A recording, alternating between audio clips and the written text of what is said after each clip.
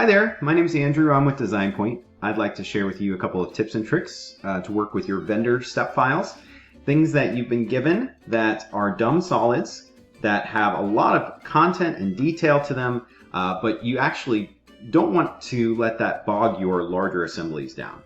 So when we look at a model like this, we can already see, oh, this has all the details of the threads or the individual components.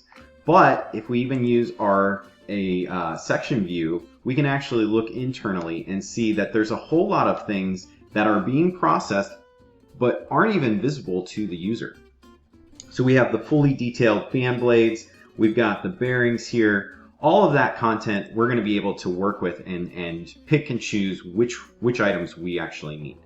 First of all, over here in the design tree, instead of features, you're going to have these imported geometry symbols. That just means that they are solids. Each one can be manipulated or worked with just like how you would for any dumb solid.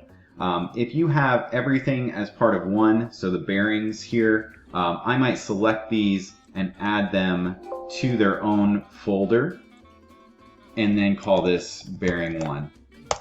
I'm going to do this for the design tree, and then we're going to come back and see what we can do to really help this model out. Okay, once I have everything kind of sorted into these folders, I have more of a simplified design tree, I'm going to add a configuration. So this configuration is going to be simplified. We're going to work with this so that any changes that we make to the model are only going to be affecting the simplified configuration. And then if I go back to the design tree, I have two different tools that I want to show you.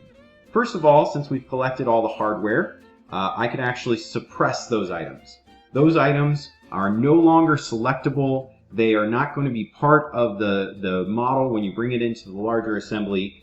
Those are effectively removed from the model.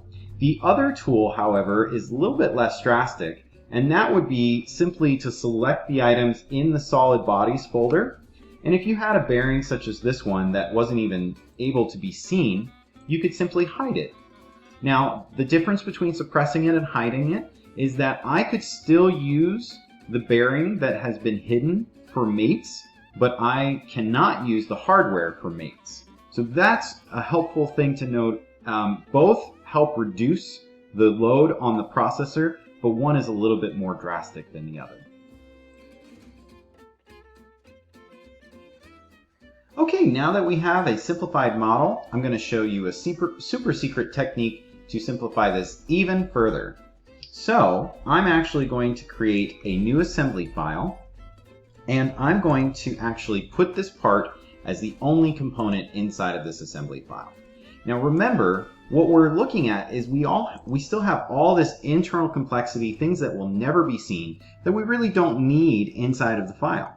So what we're going to do as soon as we have this assembly file is we're going to save this file. Instead of as an assembly file, we're going to save it as a part file.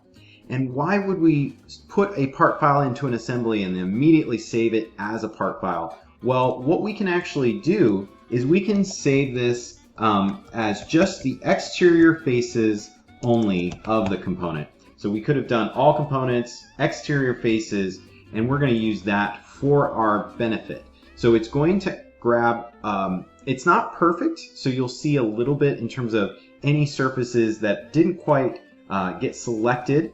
But if I were to look at this model, this is what we get from saving it from the assembly file as a part file, exterior faces only, and we don't have any of that interior complexity anymore. So how can we use this? Well, we'll go back to our original file, and we'll actually add another configuration, and we'll call this Super Simplified. And for this one, we'll actually insert the file that we just created. So insert part, and we'll make sure that we have surface bodies selected, and we'll have this exterior faces only, and this will now be in the file, and I will just either hide or suppress all the solid bodies. Normally you can just hide them, and then you have three different options. You've got the default, simplified, and super simplified. So now that we have this model with our 3 configurations, how can we check to see what kind of progress we've made? We can actually use an assembly file and some of the evaluation tools inherent to assembly files, basically assembly visualization. That's going to be something that we could use to see how this is affecting our graphical processor. So I'm going to add 2 more options of this, and I'm going to say that this one is going to be simplified, and then the one on the far left we're going to make default. So we have all the hardware, we've got most of the solid bodies, and then we've got a surface body representation of the component. We can now look at the Evaluate tab under Assembly Visualization and make sure we select this right here for performance analysis, and we're going to start to see a little bit of what's going on here. So for this first one, it's shaded in red because the graphic triangles to produce this fully detailed model, 725,892. So close to 1 million, and your graphical processor has room for about 20 million. Okay, so this is 1/20th of everything that you have available. This one's a lot more reasonable. This one is the one in the middle where we just suppressed any of the hardware or things that we weren't using, and that's about 100,000. But then when we get down to the surface model, we've got 30,000 graphic triangles. So that's a big improvement.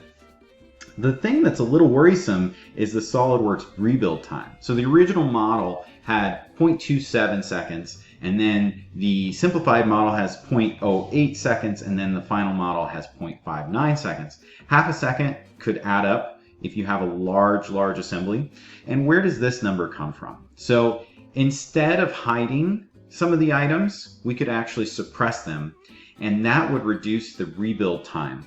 And so we could go back to the model, take all the items that we aren't going to use for mates and suppress them so that we have the most refined model possible. So you could select one of these 2 options and you would be in a much better place than this originally fully detailed model.